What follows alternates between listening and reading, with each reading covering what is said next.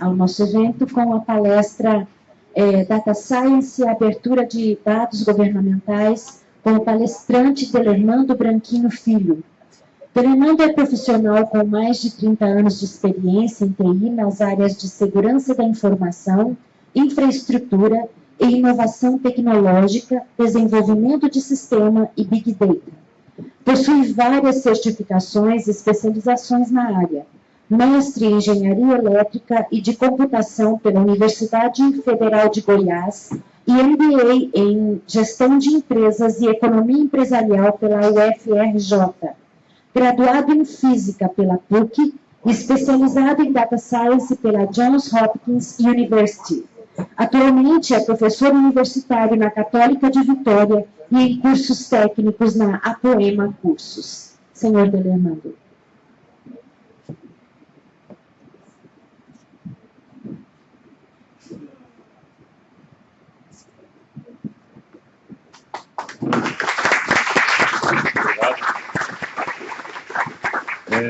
Enquanto aquele negócio, informática funciona até o momento que ela para de funcionar, né?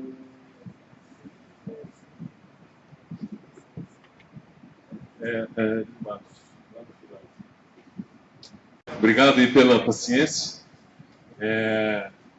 Eu gostaria de agradecer, ela teve que sair, eu gostaria de agradecer a Cristiane, que me provocou com o assunto, né, abertura de dados. E não só abertura de dados, mas abertura de dados comportamentais, é um item adicional. Hoje eu sou cientista de dados. A gente vai ver aqui a nossa agenda. Desculpa. Ou pode ser outro dia também.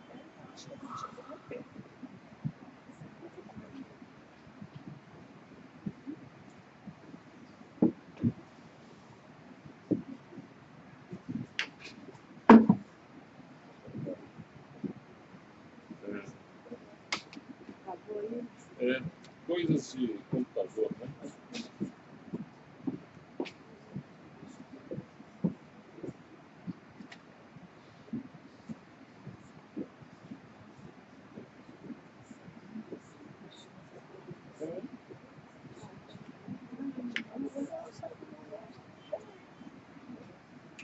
Agora vamos ver se a gente consegue.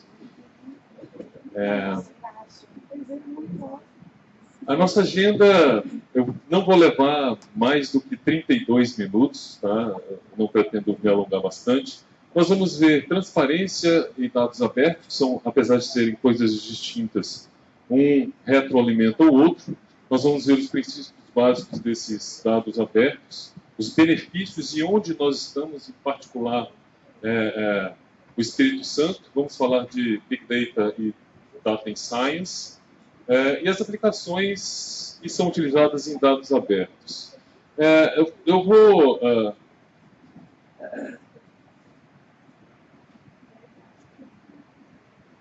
o próximo. Eu vou falar bem rapidamente, só para entender o meu percurso. Meu nome é Delermando, eu tenho algumas certificações ativas na área de TI. Eu comecei lá em 1983 com alguns sistemas e aqui em 2005 eu iniciei com inteligência artificial e de lá para cá trabalhei em vários aspectos nesse sentido. Além das ciências de dados, trabalho também com Hadoop, o ecossistema Hadoop para processamento paralelo distribuído, mas a minha especialidade é estatística, linguagem R, e computação cognitiva no sentido de entender textos. Então, dados não estruturados é a minha especialidade. Bom, fica aí o meu contato, aqueles que quiserem depois entrar em contato, curso, treinamento e consultoria, fiquem à vontade. Bom, saindo aí da nossa agenda, nós vamos falar um pouco do Brasil e a situação da estratégia do governo em relação à abertura de dados. E para falar de abertura de dados, eu precisaria falar sobre a legislação. Como eu não trabalho nessa área, né, da legislatura, do jurídico, eu vou ter que me ater a apenas 2 pontos de controle bem simples, né? O primeiro foi em 2005, com a divulgação de informações, a obrigatoriedade de divulgação das informações na internet. Então, é um primeiro marco, existem outros anteriores, outros posteriores, mas eu vou ficar apenas com esse marco, que é a publicação de dados do governo na internet. E, a partir daí, em 2006, ou seja, pouco mais de um ano, foi, digamos assim, regulamentado ou instituído a política de dados abertos.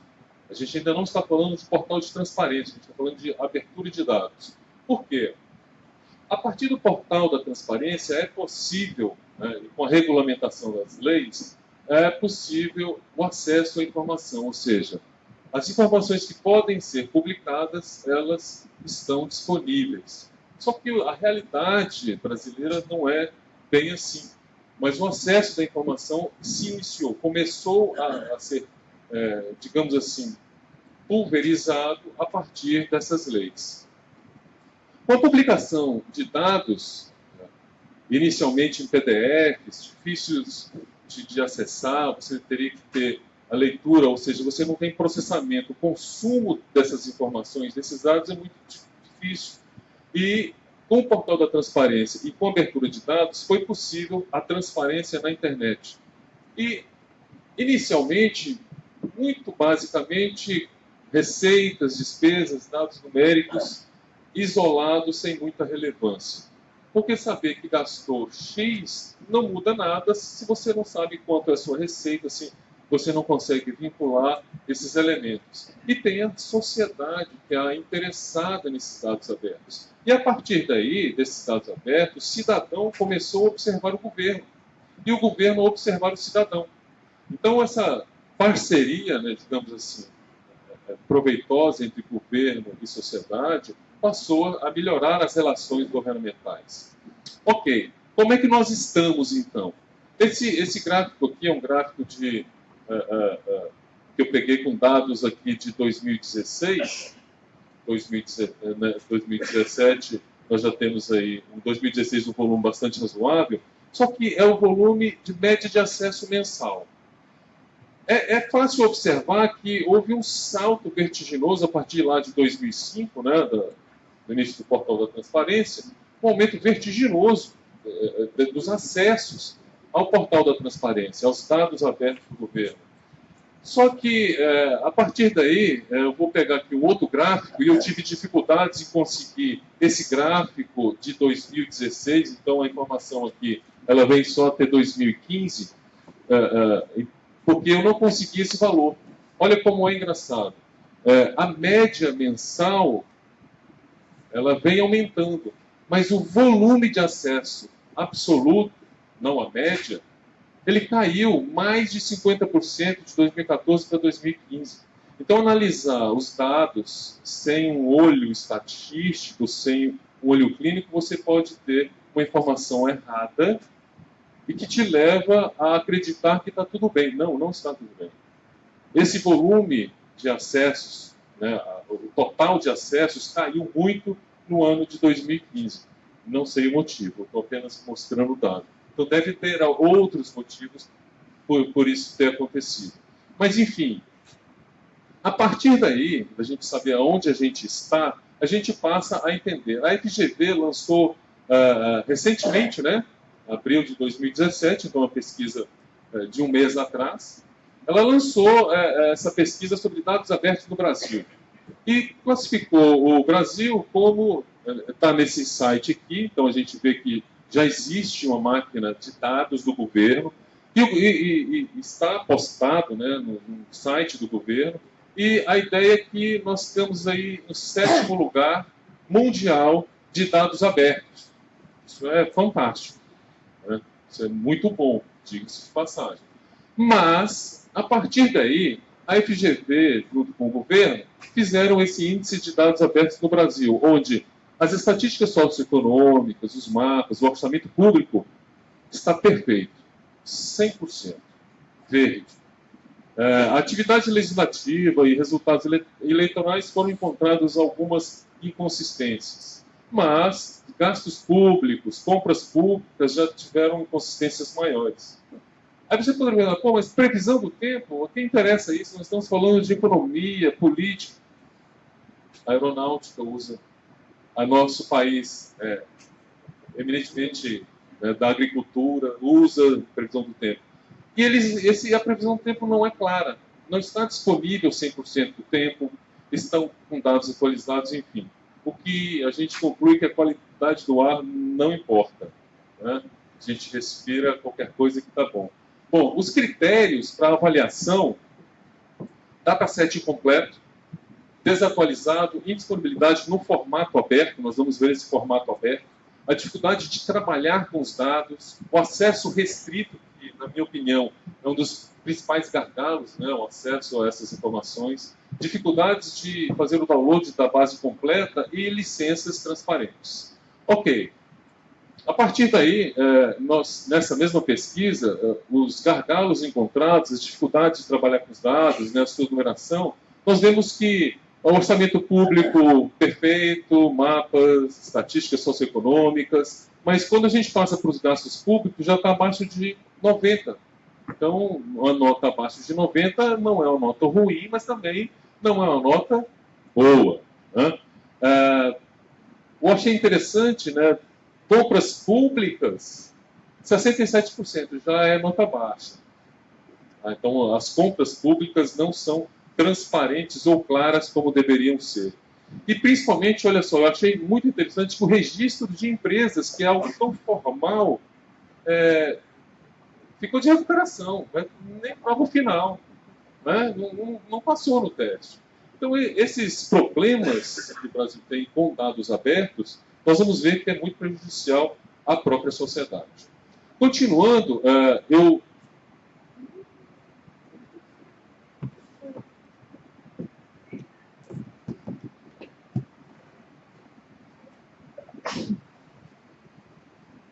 Pronto, computadores. Está tudo ok. Obrigado.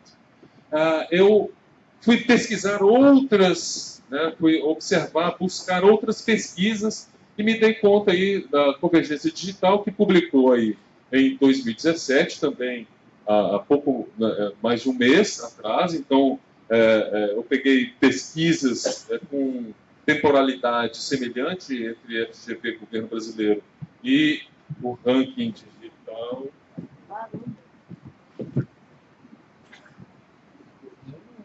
Só deve ser dessa fonte aí. Não foi. Está aceso aí.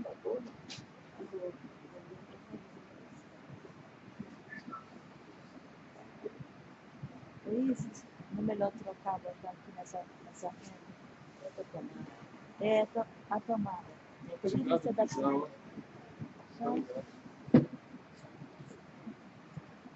Bom, um SSD, então, a carga é rápida. Desculpa aí, gente.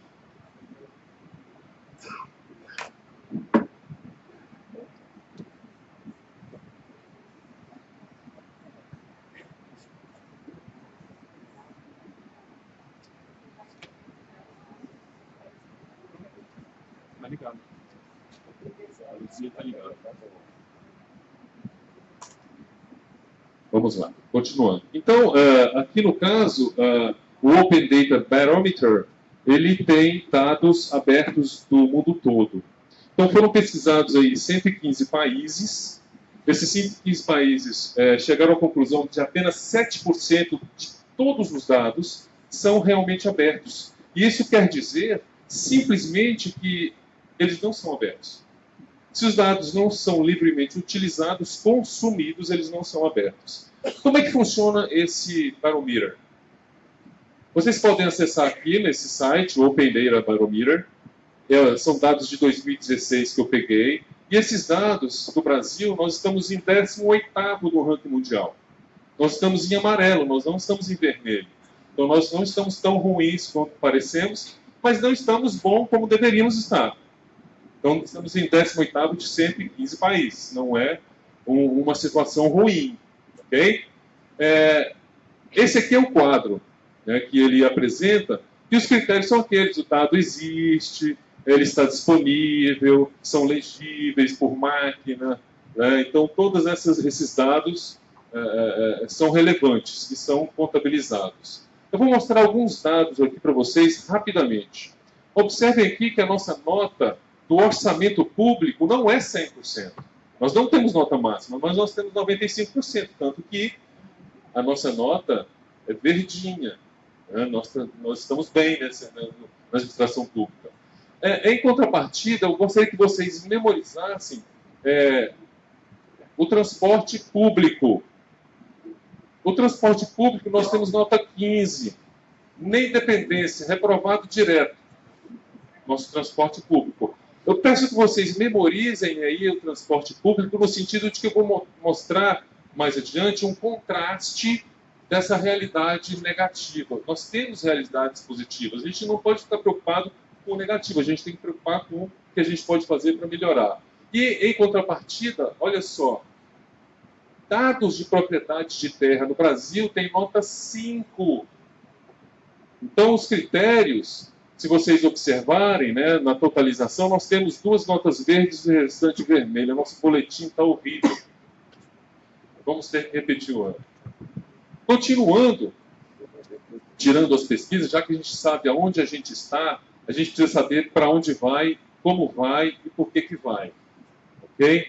Os caminhos são muitos. Eles passam por empresas infomediárias, que são as empresas que são preocupadas em pesquisar, analisar os dados e publicar esses dados na internet. Essas empresas infomediárias, para que se tenha sucesso nessa política, é preciso trabalhar. E nós faremos aqui uma intervenção com o Espírito Santo, já que a gente está falando de dados locais também.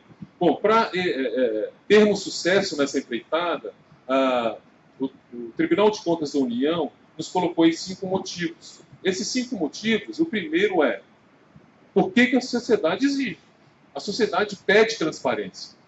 Não é mais como 30 anos atrás que as coisas aconteciam e você não estava sabendo. Hoje a sociedade demanda transparência. Porque a sociedade quer contribuir. A sociedade contribui, né? Nós temos N jovens, startups no Brasil todo, desenvolvendo software, aplicativos que ajudam a sociedade. Esse táxi 99, que é né, brasileiro, ajuda a sociedade. Lógico que sim, Uber também, por que não? Então, o terceiro motivo é porque aprimora a qualidade dos dados governamentais. Se o governo publica no portal da transparência os dados e nós consumimos, nós retroalimentamos o sistema e assim um ajuda o outro. Viabilizar novos negócios. Quanto mais transparente, mais investidores se sentem seguros, mais investimento temos, mais empregos e aí começa o ciclo de crescimento. E o último motivo é porque é obrigatório por lei. E se a lei a gente tem que cumprir, a gente não tem que ficar discutindo. Ok? Isso tudo é feito com o registro de dados abertos. Você precisa desenvolver um plano de dados abertos e registrá-lo em dados Gov no Ministério da Transparência.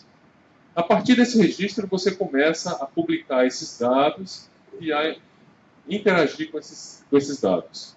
E aí você começa a ter, aí, essa é a terceira edição, então são coisas bem recentes, né? Então nós estamos falando de 2010 para cá, então tudo isso é muito recente. Nós temos aí o checklist de estados, as fichas de conformidade e os rankings, né, dado ao governo. Bom, vou falar agora do Espírito Santo também rapidamente. No Espírito Santo nós já temos no portal da transparência os dados abertos. Esses dados abertos podem ser feitos downloads, né, eu fiz alguns. Uma coisa muito interessante e muito forte é que a atualização é diária. Fantástico. Isso é o topo. Atualização diária. Os dados são atualizados diariamente. Isso é um critério forte para a classificação. Então, parabéns ao pessoal aí do Portal da Transparência, a Prodeste e companhia que trabalharam nisso aí. Esse aqui é um download de um arquivo que é chamado estruturado, porque ele tem uma estrutura, você conhece o que tem nesse dado, diferente, por exemplo, de uma imagem, um texto, que é difícil colocar isso numa máquina para que ela trabalhe. Ok. O Espírito Santo está nessa posição junto com todos esses estados, ou seja, estamos no topo da lista, como um dos, né, estados com a maior transparência e com dados abertos. Isso não quer dizer que nós estamos os melhores do mundo, nós estamos em 18º no mundo, o que já é muito bom. Ok? Saindo daqui da área dos caminhos a serem adotados, a gente entra no Data Science, Big Data, entre outros aspectos de inteligência artificial. O governo também tem o kit de dados abertos, onde você pode economizar muito esforço na abertura desses dados e é só adquiri-los gratuitamente no site kit.dados.gov.br. A partir daí, o que se dizem, né, esses kits, comece pequeno e vai crescendo ao longo do tempo à medida que a sua curva de aprendizado consiga te dar autossustentação.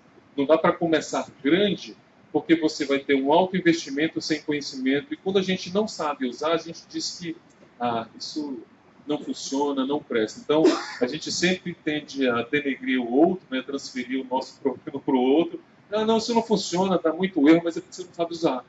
Então, você quer usar uma ferramenta para um outro objetivo que não aquele ao qual ela foi desenvolvida. Bom, começando pequeno, temos dados abertos conectados e nós vamos entrar no Big Data. Aqui no caso dos dados abertos, só para a gente sincronizar, disponibilidade, reutilização e participação. Ou seja, se o dado não pode ser encontrado, ele não existe.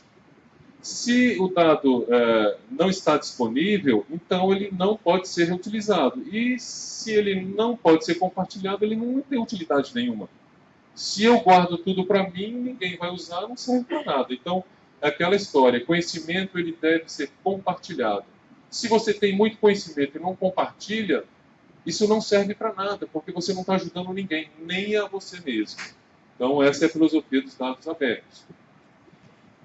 Por um outro lado, nós, agora dando os créditos, né, de um ciclo, que nós temos aqui um ciclo de vida desses dados abertos na web. Eu vou me aproveitar aqui e dar os créditos à Caroline, que trabalha no NICBR. Ela fez uma apresentação lá no NICBR sobre dados abertos na prática, e eu vou me apropriar de um fluxo dela que eu achei bastante interessante para que seja entendido. Tudo começa com o planejamento, né? O seu planejamento de dados abertos. Planejou, registrou no governo, você vai criar seus metadados, você vai criar os seus dados abertos, como aquela planilha que nós coletamos aí no Espírito Santo. A partir dessa criação desses dados abertos, você vai publicar esses dados, e quando você publica esses dados na nuvem, você vai permitir o acesso dos seus consumidores. Mas acessar não é consumir. É a mesma coisa, você vai no supermercado, compra lá uma geleia importada, deliciosa, e coloca na geladeira, 6 meses depois você lembra da geleia. Você não consumiu a geleia. Você apenas acessou a geleia, mas você não consumiu. Dados também é assim. E aí você vai para consumir esses dados. Ou seja, você vai fazer o reuso, a criação de novos dados, visualizações, análises sobre esses dados. E a partir daí, quem consumiu vai dar o seu feedback. E o feedback é uma das coisas mais importantes nesse ciclo, porque a partir do seu feedback, você tem como refinar os seus dados e até replanejar em caso de erro. E como funcionam esse ciclo, né? Nós temos aí 5 estrelas dos dados abertos. Antes de falar sobre vamos colocar uma legenda aqui para a gente entender. Uma estrela é o dado publicado com licença aberta, PDF na internet. Quando eu cheguei no Espírito Santo, eu trabalhei na Secretaria da Fazenda, junto com a Logos, na implantação do CIGEPS. E lá naquela época, o portal da transparência era tipicamente PDF. De lá para cá, evoluiu muito, né? Passou aos dados estruturados. Então, você publica dados estruturados em planilhas eletrônicas, dados proprietários. E a partir daí, quando você publica um CSV, que foi o caso do Espírito Santo que eu mostrei aqui, o dado já não é mais proprietário. E aí você passa para as URIs. As URIs são aqueles endereços de internet que ninguém entende de onde é, né? Você clica lá, ele tem caracteres estranhos, que a gente não sabe qual site, mas ele te leva a um objeto, a um serviço na internet, onde se encontram as APIs. E por fim, nós temos os dados conectados entre eles, que é o sonho dos dados abertos, da ciência de dados do Big Data em termos governamentais. Então, essa trajetória aqui, podemos entender que o Espírito Santo está aqui no CSV. E ainda tem um caminho a ser percorrido, até chegar nos dados conectados. Bom, seguindo em frente, nós temos aí uma caixa de ferramentas, milhões de dados, e não sabemos o que fazer com isso. Nós temos estatísticas e linguagem de programação. O que nós temos que fazer é a integração disso tudo, ou seja, pegar as ferramentas, pegar todos esses dados, colocar dentro de computadores, de máquinas inteligentes para que sejam processados. E a partir daí, com tudo isso conectado, né, nós estamos falando aqui de pessoas, governo, nós estamos falando de muitos seres envolvidos neste processo que vão se comunicar com máquinas. E isso é comportamento. A sociedade tem comportamento, o governo tem comportamento. E esse comportamento não são dados estáticos, eles são dados em movimento. Nós vamos ver isso daqui a pouco. Por exemplo, Big Data no Planalto. Na palestra anterior falamos aí sobre Lava Jato, né? Então, a Polícia Federal usa Big Data intensivamente. Eu poderia colocar aí, no caso aqui, o Thiago Manzargão, ele é consultor do CAD e automatiza processos de detecção de cartéis. E esses processos, né, além de servir a detecção de crimes, pode servir também para ajudar na gestão de pessoas, por que não? Então, já tem recursos humanos no governo trabalhando aí para melhorar a gestão de pessoas. Existem alguns estados, como o Rio Grande do Sul, já tem projeto de Big Data. Já estão investindo nisso. Porque os dados estão lá, mas a gente não sabe muito bem o que fazer com eles. Big Data vai te ajudar a trabalhar com esses dados. Mas o que é mesmo essa coisa? Como foi dito já na palestra anterior, 10% são estruturados, ou seja, são planilhas, banco de dados, como nós vimos ali anteriormente no Espírito Santo. O restante é não estruturado. Textos, imagens, sons e aquilo que a gente não consegue tratar facilmente, né, como seres humanos. E o Big Data, ele tem algumas características. Ele falou dos 4 Vs, eu vou acrescentar mais um V, que é o valor. Ou seja, eu tenho os dados em repouso, que são acessados, eu tenho os dados em movimento, por exemplo, Twitter, Facebook, são dados em movimento, porque eles estão trafegando em tempo real e a gente precisa coletar isso tudo aí. A variedade é enorme, as fontes são muito grandes, e os dados podem ou não ser verdade, podem ser mentiras. E acrescentando o último V, que é o valor. Aquilo que não tem valor não tem importância. O que não tem importância, você não se preocupa e não dá atenção. Então é preciso dar valor a esses dados. E por fim aqui, nós vamos, no caso o Ranieri, ele é estatístico e contribui sobremaneira com a área de Big Data para soluções reais do dia a dia da nossa população. E aqui ele trata muito as fontes de dados do Big Data, ou seja, para fazer análise de dados é necessário saber quais são as fontes, as N fontes, e tratar esses dados. E por um outro lado, os dados abertos, né, como, por exemplo, você fazer a alocação de médicos e recursos em UPAs, né, as unidades de pronto atendimento. Eu acredito que hoje isso é feito por seres humanos, mas as máquinas conseguem fazer isso muito mais facilmente. É como você tem um sistema que aloca professor em salas de aula de determinadas disciplinas. Muito mais fácil fazer via software. Com inteligência artificial, mais ainda. Eu poderia ficar aqui, já que não temos tempo tanto assim, mas eu poderia ficar aqui a manhã toda, ou a tarde toda, falando de aplicações que já foram publicadas, insights, documentos, artigos publicados sobre as benesses que o Big Data nos traz, assim como as ferramentas de análise de dados. Mas eu vou ficar apenas com esse gráfico que mostra o valor adicionado, que nós falamos anteriormente, e a complexidade organizacional e tecnológica para se implantar Big Data. Tudo começa, né, publicando os dados conjuntos e isolados. É onde nós estamos.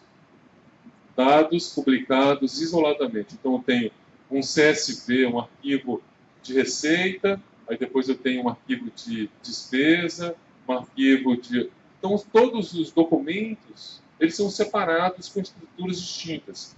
Isso é um primeiro passo. O segundo é pegar esses mesmos dados do meu órgão com os outros dados do meu próprio órgão e fazer uma análise de que dados estão relacionados entre si para que você consiga fazer predição. Nós não, Big Data, análise estatística, Data Science, não olha para o passado. Ele usa o passado para prever o futuro. Esse é o objetivo. Não é saber como nós estivemos, é saber como nós estaremos. Olhar para o futuro. E, nesse sentido, não se consegue fazer isso, né, agregando apenas os conjuntos de dados do próprio órgão. Você precisa integrar esses conjuntos de dados com outros órgãos. Ou seja, além de você integrar os seus dados, você precisa integrar os dados com os outros órgãos. E, a partir daí, integrar esses dados formais, não governamentais, empresas, entidades de classe, ONGs, OCIPs, etc. E, a partir daí, você integrar esses dados não formais, governamentais e sociais. Esse é o topo, assim, o sonho, o grau a ser alcançado. Por quê? Se nós estamos ainda aqui, então nós temos um longo caminho a percorrer, até chegar na integração de dados não formais com as redes sociais governamentais. Ok? De novo, isso tudo é comportamento. E esse comportamento, ele vem junto com a política ou a plataforma que o governo já tem, o governo federal já tem uma plataforma de análise de dados, onde nós temos aí uma série de ferramentas. Particularmente, eu trabalho com análise, com estudo de inteligência artificial, redes neurais, entendimento de textos, processamento paralelo distribuído. Então, eu fico com essa especialidade, porque não dá para ser especialista em tudo. E também a NICBR, onde a nossa colega, eu me apropriei do fluxo dela, ela tem lá um guia de incentivo de reuso dos dados. Muito interessante o livro. Eu sugiro que vocês, é gratuito, sem custo, baixa na internet e é fácil de leitura. E você tem também uma ferramenta fantástica, eu já desenvolvi em muitas linguagens, eu já perdi a conta de quantas linguagens eu já desenvolvi. E eu não conheço até o momento uma linguagem, um ambiente integrado de desenvolvimento melhor que o RStudio. É extremamente robusto, feito por estatísticos para estatísticos, se utiliza de inteligência artificial, de conexões com sistemas de autoprocessamento para poder trabalhar. Inclusive, a Microsoft comprou o R, né? Então ela integrou agora o R dentro do seu sistema Azure. Na prática, aqui nós temos Para Onde Foi Meu Dinheiro? Site interessantíssimo, onde ele coloca gráficos. Eu não vou entrar aqui no detalhe, mas a minha grande frustração é que existem pouquíssimos municípios alimentando esses dados aqui. Então, uma excelente ideia, mas com pouquíssima adesão. Né? Talvez por isso aqueles números caíram tanto. Aqui eu tenho uma análise, né, se utilizando de Data Science, uma análise governamental de como os políticos votam na Câmara dos Deputados, no Senado. Aqui eu vou mostrar aqui PSOL, PSDB, PT, eles estão empolados aqui. O que esse gráfico fala? São as distâncias de votação entre os políticos. Então, esse partido vota antagonicamente com aqueles demais ali. Existem partidos que voltam muito perto. Aqui ó, tem um vermelho e um amarelinho. Se nós olharmos isso daí, nós vamos ver que esses dados se movimentam. Eu posso transportar esses dados, eu posso aglutinar esses dados, eu posso selecionar valores e colocar esses valores para poder analisar. Eu posso analisar um partido em particular. Esse partido em particular, eu posso aumentar as distâncias para ficar mais claro o meu entendimento, ou eu posso pegar um partido em específico e ver como eles votam. Ou seja, esses digamos, parlamentares votam de forma diferente, mas esses dois partidos estão votando de forma consolidada. Então, eu consigo analisar o meu candidato que eu votei de uma forma bem mais, digamos assim, pontual, sabendo como ele está votando sobre o que nos interessa.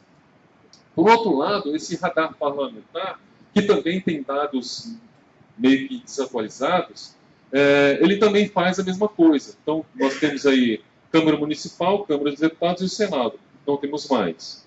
Os dados são pouco alimentados e eles estão atualizados até 2012. Então, nós temos aí uma defasagem alta. Ou seja, sites interessantes sem contribuição. Eu vou voltar aqui para o Espírito Santo, mas aqui está o mapa do Acre, né? Esse aqui foi um projeto para o 2º concurso de aplicativos para dados abertos do Ministério da Justiça. Isso foi colocado aí no Portal Brasileiro de Dados Abertos e é uma aplicação extremamente útil e interessante, que no caso aqui eu vou pegar o Espírito Santo para que a gente... Aqui são dados de acidentes, né, com carros, motos. Eu peguei aqui o Espírito Santo, são as vias com maior número de acidentes, de bicicleta, ônibus, moto. Observem esse gráfico aqui, à medida que eu volto no tempo. Ele parece que aumenta o volume de acidentes. Em 2010, tivemos muitos acidentes nas rodovias do Espírito Santo, né? Aqui, no caso, a gente pode observar que é o menor. Então, eu posso ver o número de acidentes acontecendo ali nas rodovias. Só que esses dados são até 2012, depois não foi mais atualizado, porque com o projeto ganhou lá a sua premiação e parou por aí. Então, não houve continuidade. Isso é extremamente interessante, principalmente nas nossas rodovias do Espírito Santo, né, que estão ainda em fase de duplicação com esse número de acidentes. Tem uma outra aplicação extremamente interessante que eu pedi para vocês memorizarem lá, os ônibus. Lembra? 15, nota 15, baixíssimo, nem ficou de recuperação, já foi reprovado direto.